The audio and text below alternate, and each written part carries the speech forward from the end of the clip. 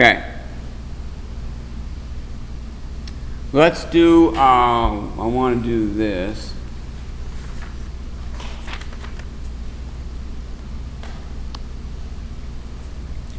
I want to do the last section here tonight. We'll do this.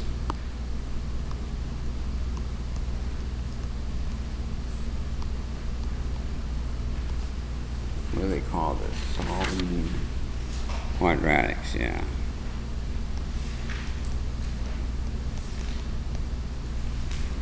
Okay, the last part of this chapter on solving quadratics is still factoring, all right?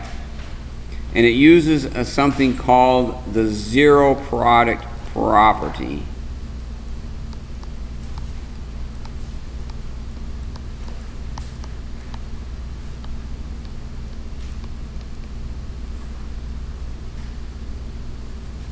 And this is what the zero product property says. It says if A times B is equal to 0, then either A equals 0 or B equals 0. This is called the zero product property. Okay?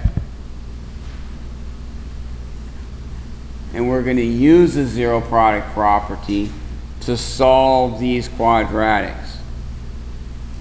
Now in chapter 8, which is what we close with, we'll look at another way to solve, actually we'll look at two ways to solve these quadratics, okay? But for now we're going to use the zero product property. So if I have something like this, actually I want to make it a little simpler. Actually, let's do this. X plus 1 and x minus 2.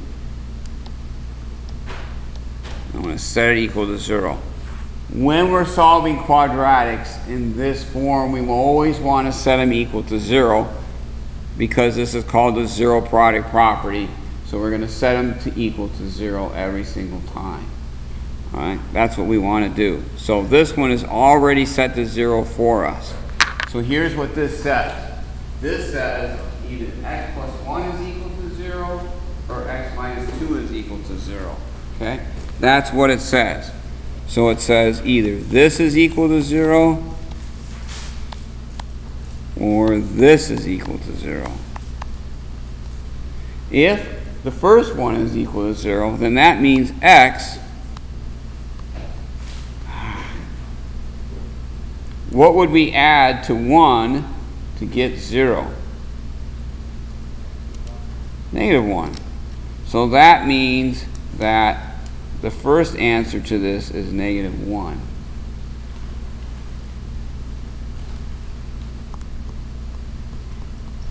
Same question, what would we subtract 2 from and get 0? 2. And there's my answers.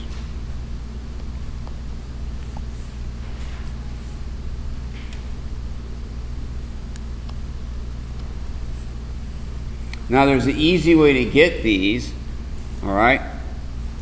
But let's look at another little simple example here.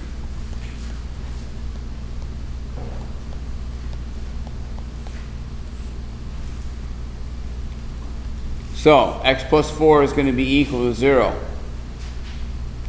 What does x have to be in order to make that work? A negative 4. Notice that it's the opposite of this sign here. If this doesn't change, this is the opposite. Okay? Same thing happened up here. Opposite. Opposite. So, what's the other one going to be? Yep. Okay? Now, what happens a lot of time when we're solving these, okay, is we get people to get it to this far, and then they don't do this step, okay? Because they think all we're doing is factoring, and I can stop here. You have to finish the problem. All right, don't stop after you factor it. So when you see solving, that needs to trigger something that says, I'm no longer factoring or stopping there. I am solving this, so I have to carry it to a different step. All right? I should just say solve, not solving, sorry. So we're going to solve this. So we're going to go x squared minus 4 equals 0. And now I'm going to use all my factoring techniques that I've learned. So I'm going to go right down that chart, figure out what factoring techniques I can use here. So, can we take something out? Can we take anything out of that? Nope. Is it a difference of 2 squares? Okay, factor it for me then.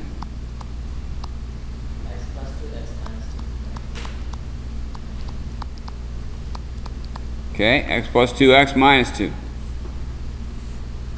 Now, we're going to use the zero product property. See how I'm saying that we got to take it to the next step here, right? So, what are our answers going to be? Negative 2 and positive 2. So you can write that as a plus minus 2, just like that, okay? Or you could write, all right, either one of those is okay, acceptable answers. It's up to you.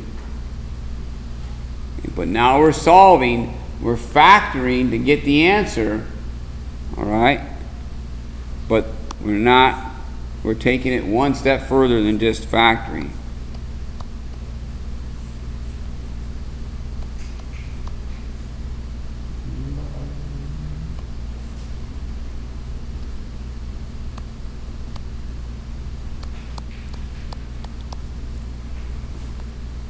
Okay, here's the next one then.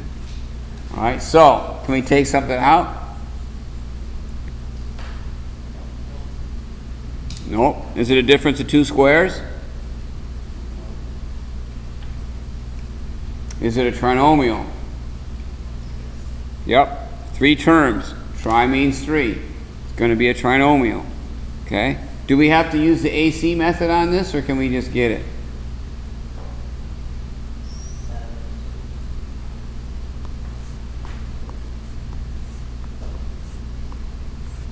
Don't need the AC method because there's nothing in front of that x squared.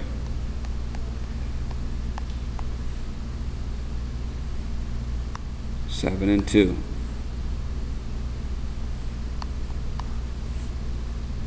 Now I need to put my pluses and minuses. What are those going to look like? What do we got? 7 is? 2 is? Positive. Remember though, I'm solving, so I'm taking it to another step. I'm not just going to stop there. All right. So what are our answers going to be? 7 and negative 2. All right.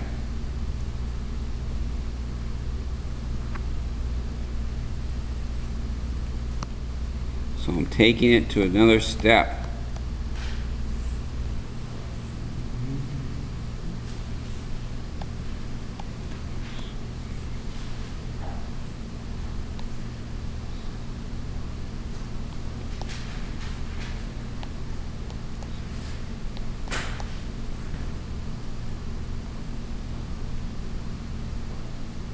Okay, so now I have this one. So, can I take something out? No. Is it a difference of 2 squares? Yes or no? No. Trinomial? Yes. So, now I have a 3 in front though. Okay. That means I got 2 ways to do this, guess method or AC method, right? So, which way you want me to do it? AC, because you like that, huh? A lot of people like that AC method, all right? It's okay. Okay, here we go. AC method. Here's what I'm going to do. Overshot that a little bit there. Here we go. Negative 30. Got to find some factors. Can't double in half there. But I can double in half here. Okay. Did we find any? 6 and 5. Good. Okay, all you AC method people that like it. What do we do first?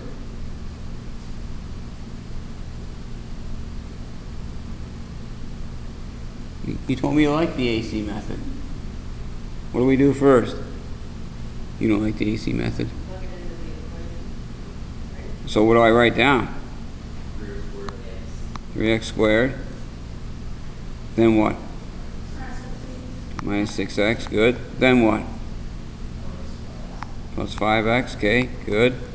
And then minus 10. All right. Still equal to 0, but I'm not too worried about that. Okay, now we're going to group. What can I take out of the first one?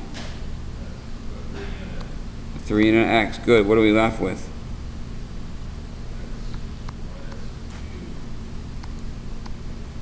Good. Oops. What can I take out of the next one? Plus what? 5.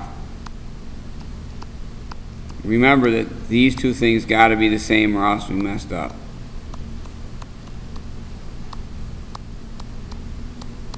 Okay.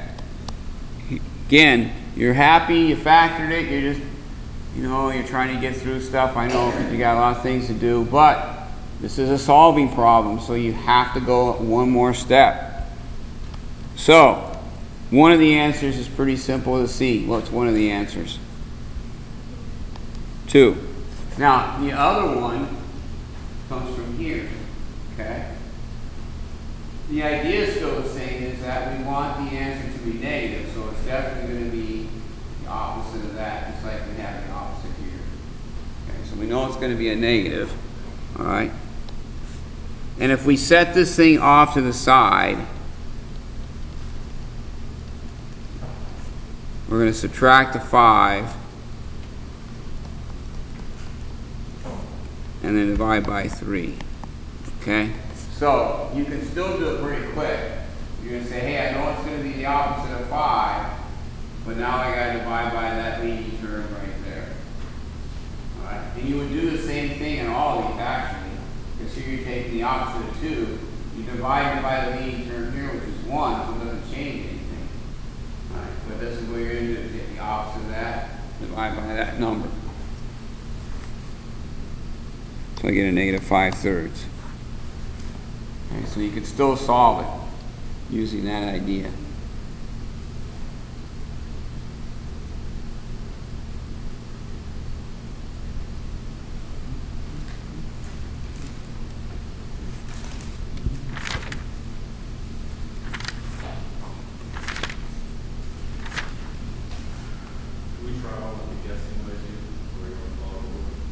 Yeah, we can do one by gassing you back.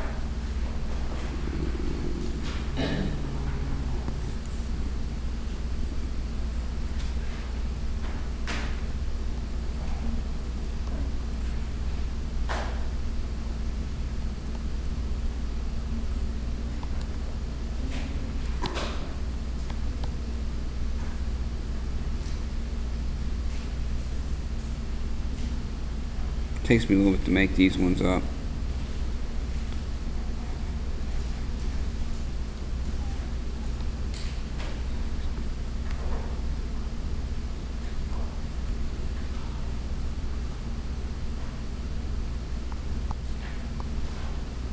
Okay.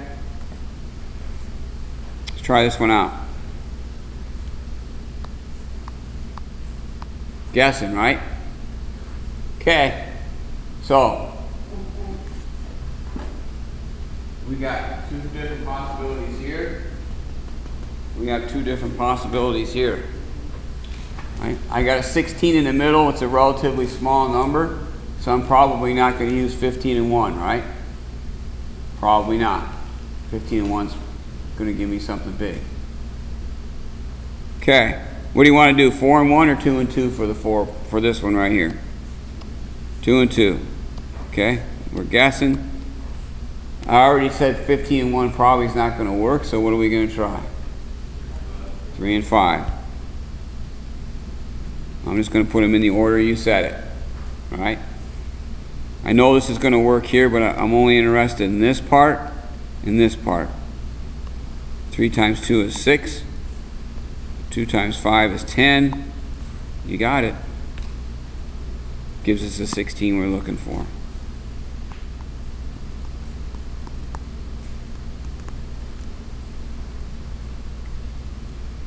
Okay, so now let's look at this 2x plus 3. So what's the answer going to be?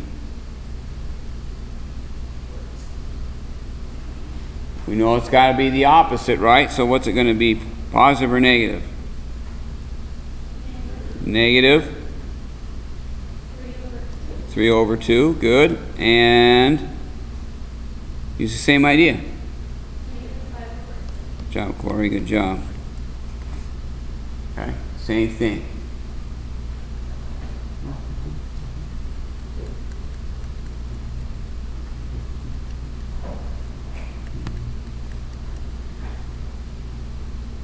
Okay, so that's the guess method on it. Well, we guessed pretty luckily there.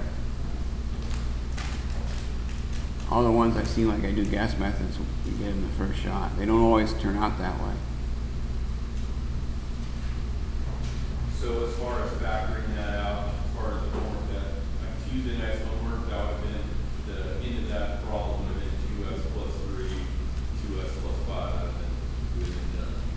Yeah, because the difference is here we're solving, and everything else, 6.1 through 6.5 says factor, and then 6.6 says solve. Okay. All right, let's take. Here's what I want to do. So we really covered a lot of stuff there. Let's take a break. We're going to come back. I want to do a couple more solving ones, and then I want to show you how to do these. They talk about how to do these graphically, so I want to show you how to do that, and then I'll give you a chance to practice some. Okay, and we got to do that supplement thing too. So I'll take a break. Got questions on anything? Don't forget to ask. So solving this, all right, I want to show you how we would solve it, like using the zero product property, and then we're going to go ahead and graph it, do it graphically. Okay, so on the zero product property, obviously it's a trinomial. We can't take anything out, so it's not a difference to squares, so it's trinomial. Let's use the AC method on this.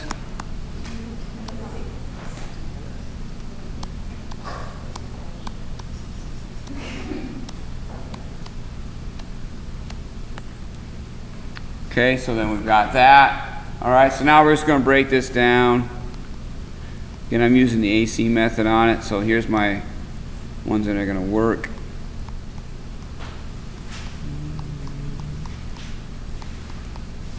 Okay, group.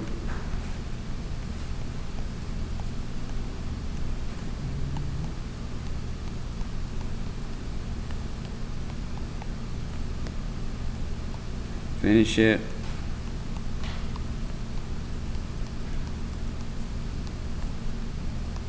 Okay, I'm solving it, so I want to take it one extra step. All right, so we did the AC method on it. 2 times 15 gave us negative 30. Found all the factors. I need 3 and 10 to give us 7. That's in the middle there.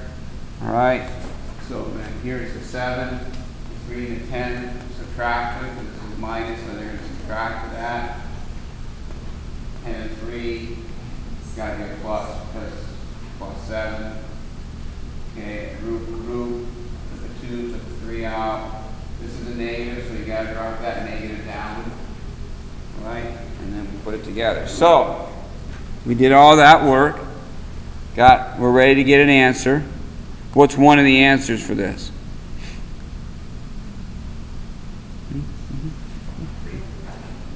3 over 2, good. And one more.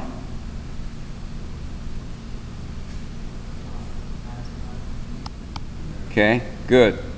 So there's my two answers. So now maybe we're going to check this out, okay, by graphing it. So we would go and use our Desmos that we were using before, graph this, and check the answer. So that's what I'm going to do now. So I'm going to have to switch here because I can't pull Desmos up on the Surface Pro here. So I'm just going to switch, but I'll come back to this. Okay, I'm going to switch to this. All right, I'll come back to it. Okay, and let's see, I'm going to do, I thought Desmos was on here, maybe not. We'll just go here, DESMOS. Okay, start graphing. All right, so I'm into the Desmos that I did before. All right, I'm going to graph the very original equation that I started with. So I'm going to go y equals 2x, okay, squared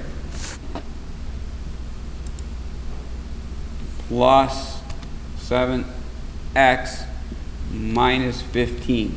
Okay, so I put that in there. All right. Now, the thing that I'm interested in is this is set equal to 0. I'm going to kind of hide that little keyboard there, and I'm going to go like this, kind of show you what these look like. All right. So, what I'm in, since it's equal to 0, I want to know when the graph is equal to 0. Well, the graph happens to be equal to 0 here and here. So there's my answers. -5 and 1.5. So all you have to do to find the answer graphically is to graph it, the original problem, and look where it crosses the x-axis. Right? Those are going to be your answers. So in the book here, it says, use factoring to solve each quadratic, check by substitution, which you don't want to do, or by using a graphing utility and identifying the x-intercepts. All right, so then when you get to those problems, I don't think you need to graph every single one of them. All right, that's going to take you some time, but make sure you can do, you know, a handful of them. All right, we're going to come back to graphing these again in chapter 8. So it's not real crucial that you're able to do it now. All right, but I want to show it to you so that when you get to that section, you can try a couple of them, you know, a handful of them maybe, and check your answer. All right. So again, all I did was graph the original problem and look for the x-intercepts. Okay. That's all you got to do. So we go back to this. Okay, and it verifies this answer. It's coming up here shortly. There it is. So 3/2 and -5 is what we got. All right. And I just typed in this original one right there. Questions on that part?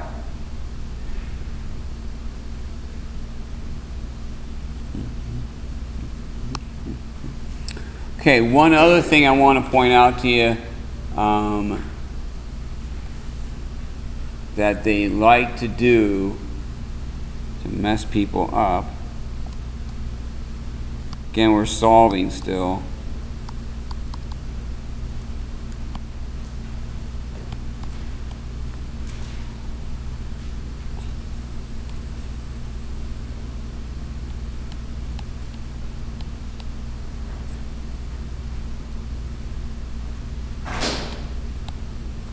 Okay, is they'll have a problem like this. All right, x squared minus 11x equals 26. We're trying to solve this. Problem is that every time we solve a quadratic, we always have to set it equal to 0. And this isn't set equal to 0, so I'm going to subtract the 26 to both sides. You have to set it equal to 0. Now you can do it. Okay? So make sure you set them equal to 0. And a lot of times what they'll do is they'll put another number right here, and you'll start factoring it, and it won't factor, and you'll go, what the heck's going on? It's because you got to move that number over to the other side and set it equal to 0. I'm pretty sure I had this factoring. Yeah, 2 and 13.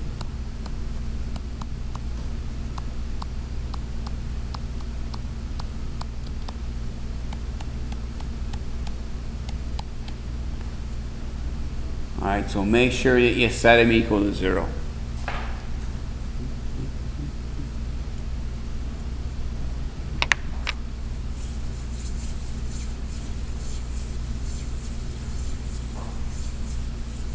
Okay, so we just did chapter 6 in a week. I mean, it's pretty quick. Alright, that's kind of how the summer one works. But do you have any questions on anything that you want to see? I mean, I want to give you some to practice now, and then we'll do the supplement. But do you have any questions on anything? Yes. So is the reason that you went x minus 13 in one parenthesis and x plus 2 in the other parenthesis versus the AC way, is that because the x squared on top doesn't have a number in front of it? That's why? Yeah. I mean, you can use the AC method on that. This is 1, right? So you just gotta find, I mean, you can do it. See, that's what I just tried to just erase it, but when I did that, I had the 2 where the 13 is, still positive. But that's okay. Remember, the order doesn't matter, right? Because it's commutative. Right, except for the x2 pulled down. See, the order which you write these doesn't matter. What does matter is that this is a negative 13 and that's a positive 2. That's what we talked about before, right?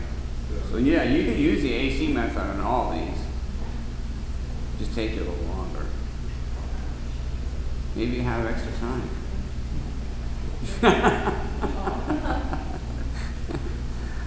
Any other good questions? Okay, so I'll give you some of these to